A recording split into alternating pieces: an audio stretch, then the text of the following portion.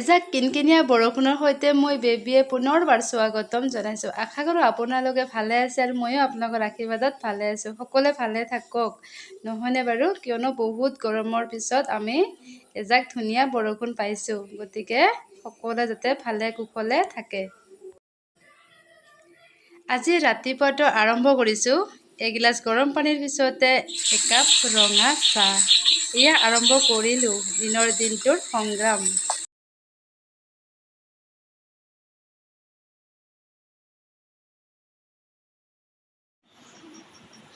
Hi guys, ৰাতিপুৱা দেখালোঁ এজাক ধুনীয়া বৰষুণ। গতিকে ৰাতিপুৱা বৰষুণত গোটেই বহি ভাল লাগিল। ইমানখিনি ৰ'দৰ পিছত যে আমি ধুনীয়া এজাক সুখৰ শান্তিময় বৰষুণ পাইছোঁ। যি কি নহওক আল্লাই চব দিয়ে। ৰ'দত দিছিল আল্লাই, বৰষুণত দিছে আল্লাই, হয়নে? গতিকে দিনটো ভালে ভালে যাব বাৰু, ধুনীয়া বতৰ হয়। গতিকে আজি এই দুপৰীয়া সময় এতিয়া মই গা মূৰ ধুই ৰেডি হৈছোঁ। এতিয়া আপোনালোকৰ লগত দুটা ফ্ৰাই আইটেম ৰেডি কৰিম বুলি ভাবিছোঁ। ফ্ৰাই আইটেম তাৰ ৰেচিপি দিম বুলি ভাবিছোঁ।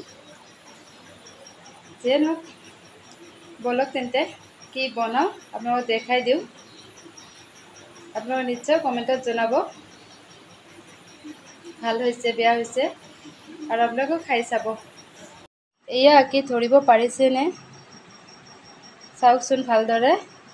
এয়া এবিধ ফুল, কিন্তু ফুল হয় কিন্তু পাচলিও হয়, বুজিছে? নিশ্চয় ধৰিব পাৰিছে। এয়া আমাৰ ঘৰুৱা ভাষাত চাপৰৰ ফালে কি বুলি কয়, ডিঙাৰ ফুল বুলি কয়। বিভিন্নটা বেমাৰৰ কাৰণে খুবেই ভাল হয়। এনেকৈ সিহঁতে ভালদৰে মালা গুঠি বজাৰত বিক্ৰী কৰে। এইবিলাক ভালদৰে ভাজিও খাব পাৰি, এইফালে বৰা বা পকৰি কয় কোনোবাই, পকৰি বনাইও খাব পাৰি। চাওকচোন ধৰিব পাৰিছেনে? বজাৰত অতি সহজতে পোৱাই নাযায়, কেতিয়াবাহে পোৱা যায়। বিভিন্নটা বেমাৰৰ কাৰণে ভাল বুলি কয় শাহুমাহঁতে। কেতিয়াবা জণ্ডিছৰ কাৰণে আমাক কবিৰাজবিলাকেও খাব দিয়ে। এইবিলাক ভালদৰে ভাজি খাবলৈ দিয়ে বা ৰস ওলাইও খাব পাৰি।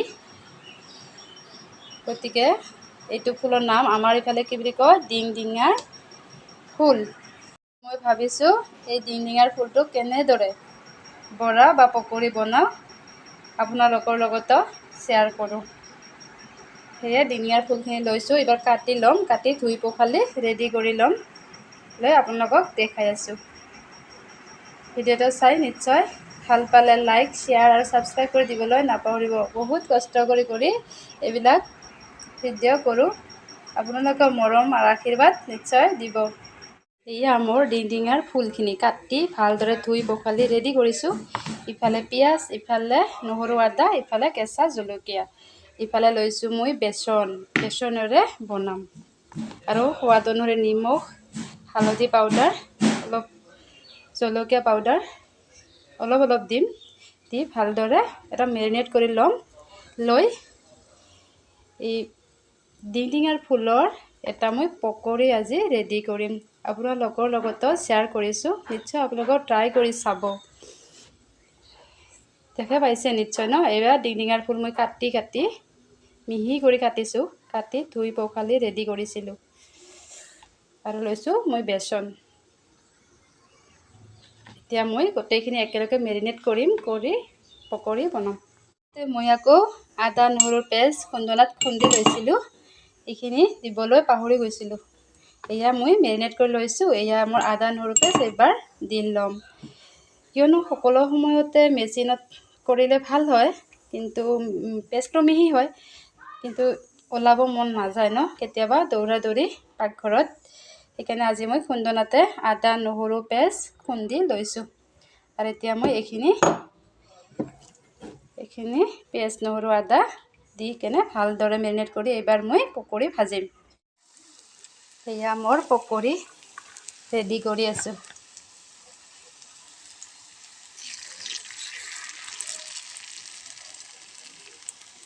এইবিলাক হৈছে ডিঙাৰ ফুল, এবিধ পাচলি। এইবিলাক বহুত বেমাৰৰ কাৰণে ভাল হয়, ঔষধি গুণ বহুতখিনি আছে। সেইবাবে আজি মই টিংটিঙাৰ ফুলেৰে পকৰি বনাইছোঁ, আপোনালোকৰ লগতো শ্বেয়াৰ কৰিলোঁ। ধুনীয়া কিনকিনীয়া বতাহ বৰষুণ, বতৰৰ খুব ডিমাণ্ড আছিল এনেকুৱা বতাহ বৰষুণত জ্বলা পকৰি খোৱাৰ। সেইবাবে মই ৰেডি কৰিলোঁ। আজি মোৰ ইমান গাও ভাল নাছিল, কিন্তু যি কি নহওক বতাহ বৰষুণ অলপ ঠাণ্ডা আৰু তাতে কুৰকুৰা মচমচা নিশ্চয় খাবলৈ মন যায়, হয়নে? সেইবাবে মই টিংটিঙাৰ ফুলেৰে বেচনেৰে নেচাৰেলি, এইবিলাক আচলতে আয়ুৰ্বেদিক হয়, আয়ুৰ্বেদিক গছৰ ফুল হয়, মই ৰেডি কৰিলোঁ। বহুত উপকাৰী হয়। ঠাণ্ডাৰ সময়ত কিছুমান কুৰকুৰা মচমচা জ্বলা খাব মন যায়, হয়নে? গতিকে এইখিনি মই আজি ৰেডি কৰিলোঁ, মানে মোৰ বৰা পকৰি ৰেডি। এয়া লৈছোঁ মই এইবাৰ মাছৰ কণী, ইফালে জলকীয়া, পিঁয়াজ আৰু নহৰু, গোটেইখিনি মাছৰ কণী আৰু এইখিনি বস্তু মই গোটেইখিনি যা যোগাৰ কৰি লৈছোঁ, কিয়নো আজি বৰ খাবলৈ মন গ'ল। মাছৰ কণী ফ্ৰাই আইটেম, ইফালে পকৰি, গতিকে ঠাণ্ডা বতৰ, গতিকে এইবিলাক ফ্ৰাই আইটেমেৰে ভাত খোৱাৰ খুবেই ইচ্ছা। গতিকে মানুহজনক বজাৰত গ'ল আৰু লৈ আহিলে। এইবিলাক মই ধুই পখালি ঠিক ঠাক কৰি ৰেডি কৰিছোঁ। এতিয়া মই মাছৰ কণীখিনিও কেনেদৰে ফ্ৰাই কৰোঁ আৰু আপোনালোকক দেখাই আছোঁ। মাছৰ কণীৰো বহুত গুণাগুণ আছে, হয়নে? বিশেষ বহুত নাজানো, কিন্তু গম পাওঁ আৰু মাছৰ কণীৰো ওমেগা ফেটি এচিড পোৱা যায়। আমাৰ শৰীৰৰ কাৰণে অপকাৰী নহয়, বহুত উপকাৰীয়ে হয়।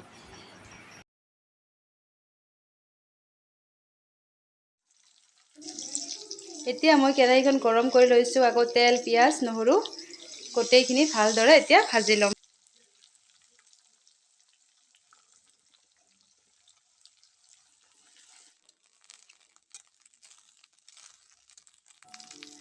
এয়া মোৰ বহুতখিনি কষ্টৰ ফলাফল ৰেডি হ'ল। মাছখিনি আনিলে, ভালদৰে ধুলোঁ, পিঁয়াজ, নহৰু, আদা যোগাৰ কৰিলোঁ, কৰি এতিয়া কষ্টৰ ফলাফল মাছৰ কণী ফ্ৰাই ৰেডি হ'ল।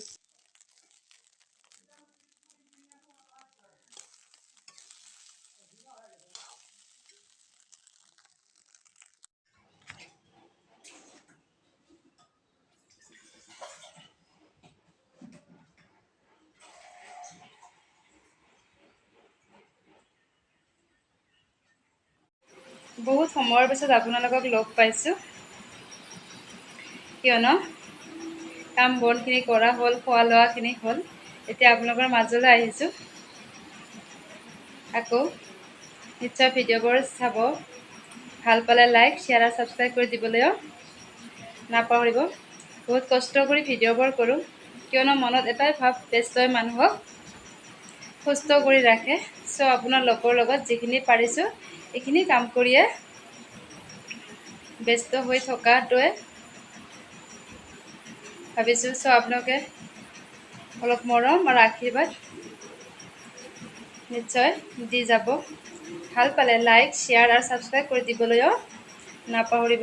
আজিলৈ ইয়াতে বিদায় লৈছোঁ।